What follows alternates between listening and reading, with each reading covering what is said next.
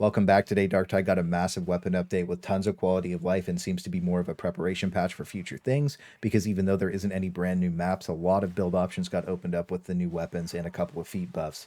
So if you're new here, I'm just going to summarize the important notes and give my opinions on them. Then in a week, I'll give my full thoughts about it like last time, and it's also where I'll be updating both of the tier lists because I don't want to randomly throw these weapons in without testing them all first. And the full patch notes are linked in the description with the Wartide calculator that has the new weapons, and Games Lantern also seems to have the new blessings ready for them as well. So lighting this off, we'll start with the new weapon variants, and of course the AoE Thunderhammer has to go first.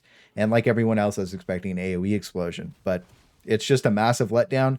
It's just pass through of a certain amount of mass with the new special attack. So this isn't really what anyone wanted and misses the mark completely on what the Thunderhammer should be. The special attack fantasy is just completely not there. They listened to something like change the bolter animation completely for reloading, but somehow can't get an AoE explosion at the end of a Thunderhammer, right? So on top of that not being there, its animation set's also weird with the third heavy attack being a strike down, meaning that you never want a heavy attack 3 times in a row or off of a certain light chain attack. So my first impression of the new Thunderhammer is it's just extremely mediocre, and really the Thunderhammers just need an AoE explosion at the end of them. I don't know how many times I've seen this asked for, but like it's one of the more requested things of all the weapons. So maybe one day we'll see that, but for now, we have a new power sword for the veteran. I still prefer the old one's massive sweeping heavy attacks over this one, but I can see a lot of people would probably like this one's animations. I'm personally just going to stick with the old one instead of re-rolling to a new one. Then the new shotguns have some cool gimmicks, and the Mk7 feels kind of undertuned in the normal shots, but the Slug is insanely strong. It can shoot across the map with no issues, and it's basically just a better sniper rifle than most weapons in the game now. And it sounds pretty cool too. I actually like the vibe of this new shotgun, so it's one that I'm going to be testing out quite a bit. And the Mk9 shotty is just epic. Its special shot is Dragon Breath, and it's just insanely fun to use. And the fire tick damage is based on how many pellets that hit the target. So just from the quick testing I did, it seemed to cap at 148 with no perks and blessings.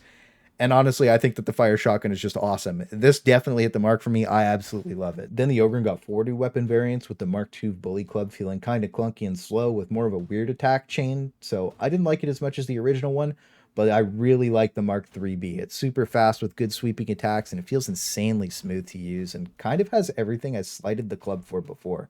So I do really like this one, and I think any Bully Club enjoyers will probably like it too. And any heavy stubber enjoyers are probably going to be pretty happy with the new Mk7. It's basically just a giant SMG that shoots super fast, and it gave me some good Rambo vibes, so it is pretty fun to use, but it just can't shoot very far. And then the Mk4 heavy stubber is something I don't really know how to feel about yet. It's longer range, more accurate, shoots a lot slower, but it lost a lot of the fun factors that the other two have for me, where it's just like a heavy LMG just blazing away. So let me know what you think about this one. I'll be testing it out more in real games during the week. For now, I don't know if I'm a huge fan of it though.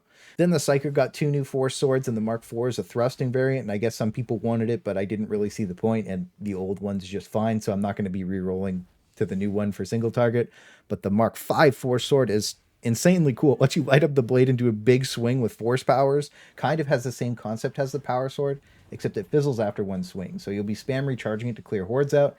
And even though it's cool, it really needs a blessing to recharge the special on weak point kill or on hit, because right now just prioritizing like a dueling sword or something for AoE clear is a lot better, because they reverted the change for quell speed on non-force weapons. But they also buffed active quell speed to be a lot faster, so we'll see how this works out later on in the week, because they did change some feats to give Purgative Psyker a massive power spike, letting you snowball soulfire stacks really hard and have them overflow onto nearby targets. So it's going to cause some crazy meltdowns, wiping the entire screen that I can't wait to see. Then Warp Unleashed made Gunpsyker a bit better, but the most interesting one is Quicken, giving you 2 warp charges instead of 1 now, so you're going to be able to ultimate a lot more, and we'll just have to see how this one goes later in the week, but I'm assuming we'll see some pretty cool builds out of it. Then Veteran got some crazy buffs with the 30% toughness damage reduction on the first row, and I did test it with the 75% reduction at the same time already, and no, they're not additive, thankfully. It's not crazy broken overpowered, but it might open up some build options, and Covering Fire also seems okay now. The 10% damage buff might have upgraded it from a dead talent, so we'll see after some testing later this week. And then we've got a bunch of new conditions coming into the game, but I don't think anybody really cared for specialist spawns being doubled. Most people just want the Endless Hordes Poxwalker bug as a game mode, because it's really fun when the kill count gets to like 6,000-7,000. But the Blackout Doggos is probably going to be more of a really fun horror game jump scare experience, which if you watch for a while now, you know I'm not the best with horror games, but I still like playing them. Then the changes to Vent Purge to reduce visibility on enemy shooters is a good change, and it's also cool to see they're combining map effects and modifiers. Then there was some small UI stuff for buffs and debuffs, and I talk a little bit more about that later, because there was a bunch of weapon balance we have to go over, but the standout stuff is the Ripper guns. The nerf to can opener kind of sucks. It doesn't apply on the range attack anymore, so you're forced to do it the old way, where you just stab the crushers a couple times and then light them up. And they lowered the reload speed and movement penalty by 30% for the Ripper guns and the heavy stubbers, so they feel a lot smoother to use now. And then Crucian Roulette finally got fixed, so now the weapons they used are going to have a lot more crit chance and they're going to feel a lot better to use. Then there were some other minor changes, but again, all the patch notes are linked in the description. And then one of the biggest quality of life changes was they moved the shop to be right beside Hadron, so that way you can burn our materials with max efficiency. It was kind of annoying to have to run back and forth the entire time before, and they make sense beside each other. And probably the biggest and most important change was to shooty boys and mainly shotguns. They should be forced into melee a lot better now, instead of just pulling their shotgun out and ripping half your HP off. So this was definitely needed, and is something I've asked for since the first week of the game. And after 3 months, I never thought I would see the day, but we're here. And it is a really good thing to see the shotguns get nerfed. They were the most threatening enemy in the entire game. They could kill you across the map. Like, they were basically snipers. It was kind of disgusting, so we'll see how this plays out during the week. I haven't gotten to see a ton of them, but the ones that I have fought in the one game that I played didn't seem to be too ridiculous anymore. So that was a really good change, but some stuff I did want to see get more of a focus was fixing all of the blessings that are broken. That really needs to be a priority. They started to do a few of them, but they really need to do a full pass and make sure every blessing is working on every weapon. It's a really big part of the game now, and they definitely all need to be at least functioning. So let me know if you find any broken ones, and I'll do an updated pinned comment with all of them and bring them up in a week on the thoughts video.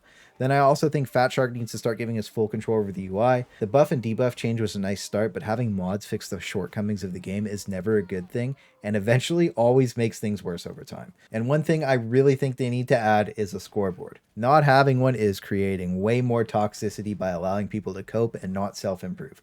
Even a personal scoreboard at the end of the mission is better than not having anything. I know I got a little bit off track on the actual patch notes, but I think I covered most of the important stuff. I just think the game really needs some of this stuff, and more importantly, some new maps or the survival game mode that everybody wants. Really just anything. We've only gotten half a map since launch, when the original plan was for one a month. And map modifier wise, a lot of people are just asking for bonus monstrosities or the bug that causes like 10k poxwalkers to spawn in the game.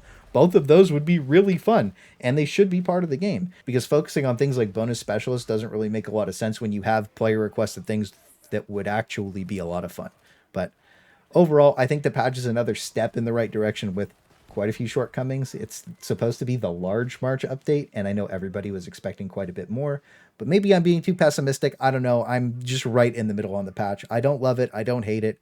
It's just kind of there for me, but I will be posting a lot of gameplay videos of the new weapons on the alt channel, so that's going to be linked in the description if you want to see me testing them all out. But that's going to be all for now, so I hope you have a great night, and I'll see you again soon.